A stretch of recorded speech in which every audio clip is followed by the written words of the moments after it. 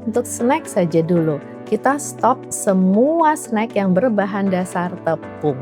Terus kita ganti apa? Kita ganti buah gitu ya. Atau kalau ada yang suka nih, misalnya saya suka rebus-rebusannya lalapan, rebusan bukan singkong ya, bukan jagung, itu kan sama aja sama pengganti nasi ya. Dari situ kita sudah cut cukup banyak kalori.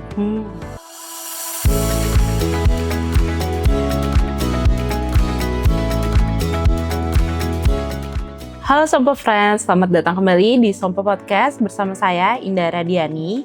Dan dalam semangat Hari Kesehatan Nasional, hari ini kita akan membahas satu hal yang selalu menjadi tantangan bagi kita semua, terutama bagi Sompo Friends yang mungkin sehari-harinya itu lumayan sibuk.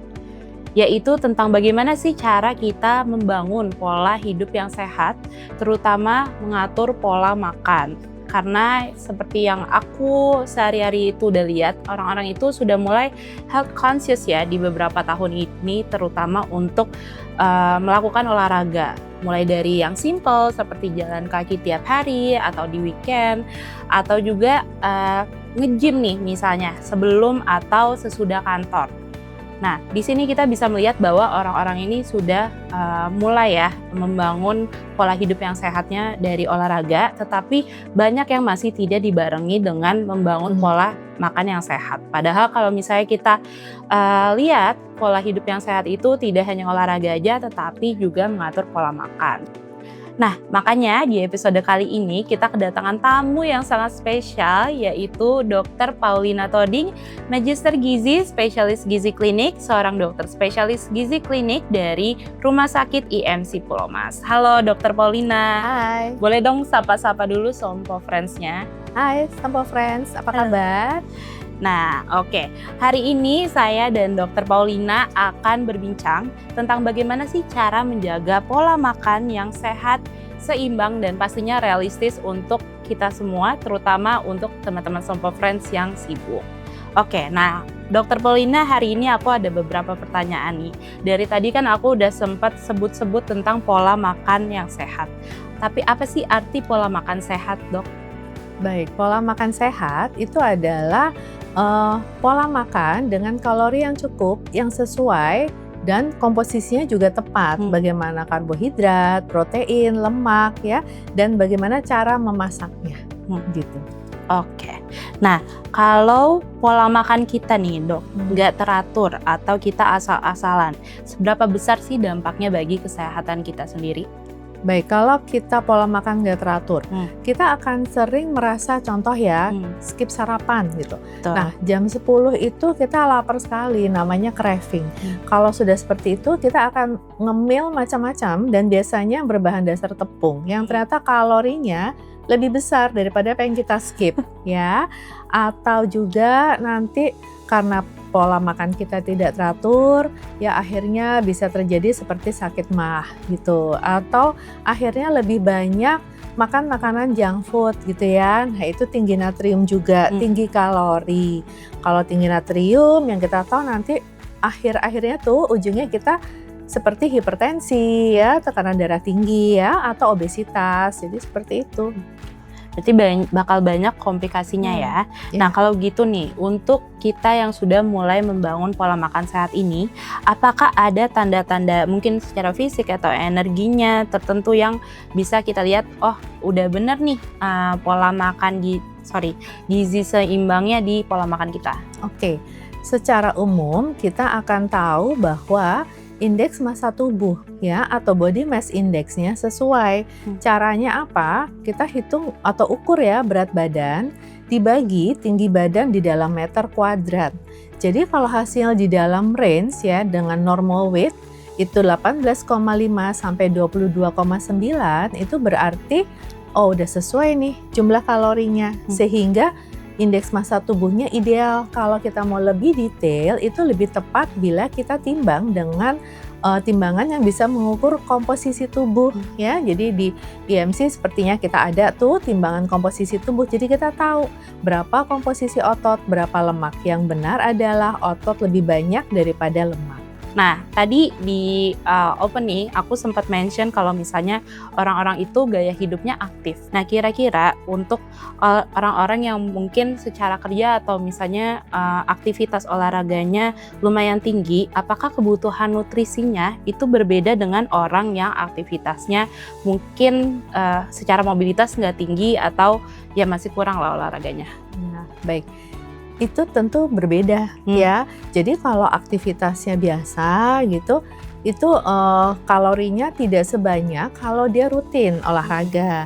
Ya, nah sekarang olahraganya juga kita lihat tipe apa atau olahraga jenisnya apa. Ada olahraga yang mungkin jalan santai atau berenang, tetapi ada juga olahraganya yang intensitas tinggi gitu. Kalau kita bicara lebih detail lagi, contohnya misalnya atlet gitu ya, atau olahraga intensitas tinggi seminggu 3 kali, itu tentu kebutuhan kalorinya lebih banyak gitu. Karena penghitungan kebutuhan kalori itu tergantung dari usia, jenis kelamin gitu ya, tinggi badan, dan juga aktivitas fisik. Begitu. Nah, kalau boleh tahu cara ngitungnya itu kadang pakai kalkulator gitu ya, Dok? Iya. Mungkin teman-teman bisa dicek juga ya. Dok, aku mau nanya nih, sekarang itu kan kalau tentang makanan atau ngatur pola makan itu banyak banget tren-tren ya. Either itu untuk teman-teman yang lagi mulai untuk menurunkan berat badan atau mungkin hanya atur agar pola makannya itu lebih sehat. Nah, ada beberapa tren yang kita sering dengar, yaitu mungkin pertama tuh meal prep. Bahkan banyak yang suka ngasih tips meal prep berapa ratus ribu seminggu gitu atau gitu-gitu, atau mungkin termnya tuh ada lagi clean eating. Nah, kira-kira dengan tren-tren seperti ini apakah itu efektif buat kita menjaga keseimbangan gizi kita, Dok? Oke, itu sebenarnya tergantung sih, tergantung pertama. Kalau meal prep itu misalnya nih, kita sibuk kan sekarang, kita banyak yang sibuk nih kerja gitu ya. Kita nggak bisa untuk masak setiap hari masak gitu. Karena ribet ya. Nah, ribet, repot, terus jatuhnya kok kayak lebih mahal gitu ya beli-beli. Nah, jadi meal prep itu akan bermanfaat bila satu, sesuai porsi yang kita siapkan itu sesuai dengan kebutuhan kalori kita.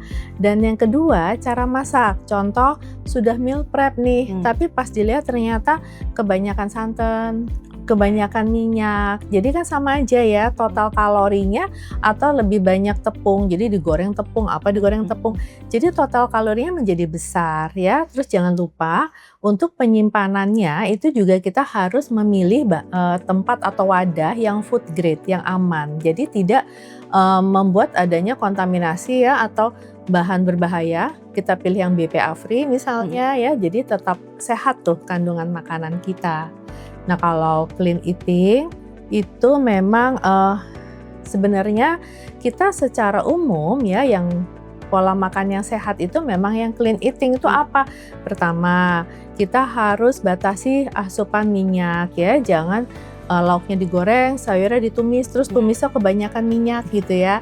Terus yang kedua, batasi jumlah asupan gula ya, jadi jangan yang banyak manis-manis gitu. Natrium atau garam, sebenarnya kalau garam dari makanan utama itu tidak apa-apa, tapi jangan masukin garam ya atau natrium tadi dari cemilan itu, keripik-keripik dan teman-temannya ya. Jadi itu kalau clean eating, dan kita batasi ya processing food atau ultra processing food.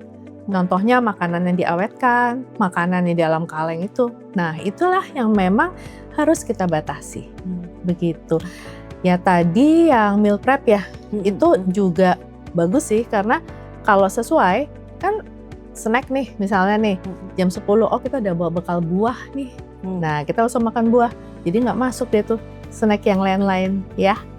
Gitu. Tapi lumayan membantu sih benar meal prep itu, karena kalau misalnya kita ya udah rajin gitu ya, jadi nggak kepikiran yang banyak impulsifnya ya. Nah, betul. Jadi pastikan aja ininya ya tadi proporsinya itu udah tepat.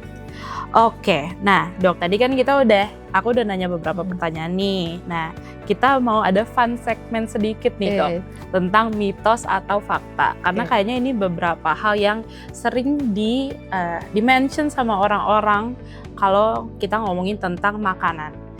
Oke. Siap dok? Oke. Oke. Yang pertama, makan malam itu bisa bikin gemuk. Jadi mending skip aja. Mitos atau fakta dok? Mitos. Mitos. Kenapa tuh dok? Boleh dijelasin nggak dok? Karena ini kayak sering banget deh. Kayak orang-orang sering Takut skip banget makan ya. malam, skip makan malam Iya. gitu. Kayak takut banget gitu ya. Mm-mm. Oke, itu sebenarnya mitos ya. Karena pertama, kalau makan malam itu tergantung apa yang kita makan, kembali lagi total kalorinya dan jam berapa nih kita makan ya. Ada maksimum nggak bu? Dok, Nah, sebenarnya. 3 jam sebelum tidur. Oke, 3 Gitu. jam sebelum tidur. Iya, jadi misalnya nih, kita mau makan malam nih. Biasa tidur jam 11 gitu ya. Berarti jam berapa? Jam 8 ya. 8 Jam maksimum. 8 kita makan malam. Ya tentu bukan nasi goreng. Contoh ya. Tapi kan malam itu dok biasanya dok. Nah, justru itu jadi pemilihannya. Jadi skip makan malamnya tergantung. Kalau makan malam kita misalnya saya makannya oatmeal kok. Habis itu saya tetap makan buah, sayur, saya tetap makan lauk. Itu sih nggak apa-apa. Karena kan kebutuhan protein kita jadi cukup.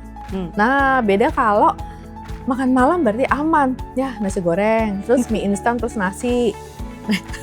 Itu jadi kelebihan kalorinya gitu ya. Jadi tergantung total kalorinya, terus jenis makanannya yang kita makan tuh apa gitu ya.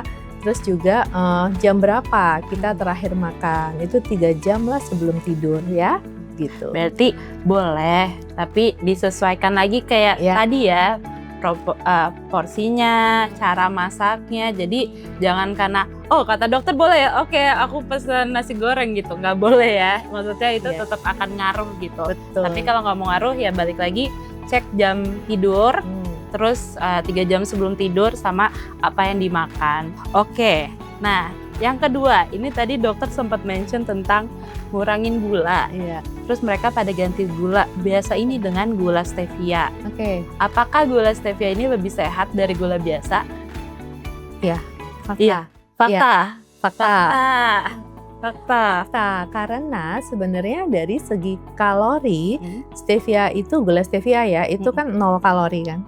Nah, kalau gula biasa dalam 1 gram itu menghasilkan 4 kalori nih, sama seperti karbohidrat yang lain. Oke, terus kan stevia itu gula yang dari alami ya, dari ekstrak daun stevia itu ya. Nah, kalau yang gula biasa itu dari sukrosa. Tapi walaupun dikatakan aman, bukan terus bersaset-saset gitu ya, atau bertetes atau setengah botol gitu, enggak juga. Jadi berapa banyak? Kayak 1 sampai 2 atau 3 saset sehari itu sudah cukup. Itu dalam batas aman gitu. Intinya balik lagi cek porsinya, be mindful gitu ya. Karena kadang kan ada beberapa yang pakai tetes juga gitu kan. Sama. Nah itu juga satu tetes sebenarnya udah manis banget sih. Jadi harusnya nggak butuh banyak-banyak ya. Ya, dia tuh 100 sampai 300 kali loh lebih manis daripada gula biasa. Betul. Jadi kayak 3 tetes, 5 tetes sehari ya itu sudah cukup sih. Oke, berarti tadi fakta ya bisa menjadi alternatif, tapi tetap nggak boleh banyak-banyak ya. Oke, nah ini yang ketiga nih. Ini mungkin bisa ada hubungannya juga sama yang tadi aku mention meal prep. Karena kalau meal prep itu kan pas mau makannya mau dipanaskan. Nah, mitos atau fakta memanaskan makanan bisa menghilangkan kandungan gizi? Fakta ya. Jadi pada saat kita memanaskan makanan yang berulang itu ada vitamin-vitamin yang akan hilang gitu ya. Contohnya vitamin B, vitamin C ya, vitamin B1, B6, asam folat itu peka sekali sama pemanasan ya. Apalagi kalau misalnya terus berkuah nih, terus dipanasan berulang. Jadi si vitamin tadi itu kan larut dalam air ya. Ya jadi hilang deh. Dari bahan makanan yang kita mau makan itu. Kira-kira tapi ada tips nggak nih dok?